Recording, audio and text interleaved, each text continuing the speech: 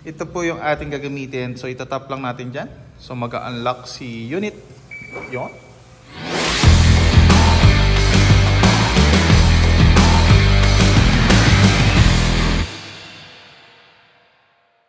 Nanoworks car care. So naglagay tayo ng or nag-install tayo ng NFC by Car Professor dito sa Toyota Vios. So ito po yung ating unit. Ayan.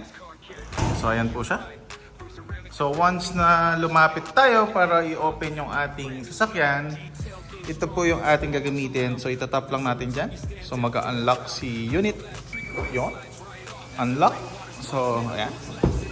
So pwede na ninyong i-start yung ating sasakyan. Ayan. So nagbi-blink na yung ating push start. And then yung NFC natin, ayun na po siya. Ayan. So once na nag-brake and press 1, ayan, start na yung unit. And then pagpapatay na po natin yung unit, so same pa din. Tapos kahit hindi mo na siya itap, yung card sa mismong unit is mag-lock na rin siya. So ganito naman po siya. So ito yung card. Ayan, so papansinin nyo, pag lumayo po ako, mag-signal siya. So kapag lumayo, mag-lock siya. Yun. So nag-lock na yung unit.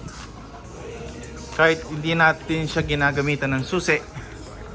So pasukin lang natin ulit. Ito siya. So naka-lock na po yung unit. Yan. So lahat ng doors naka-lock.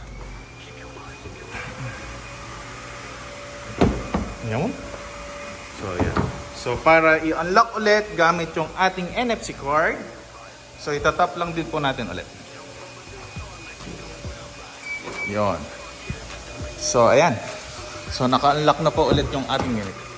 So sa lahat po ng mga gusto magpa-install, ayan, available na po sa shop natin sa Nanoworks Car Care Product and Services, or pwede nyo rin po kami maka-contact sa ating page and sa number po natin na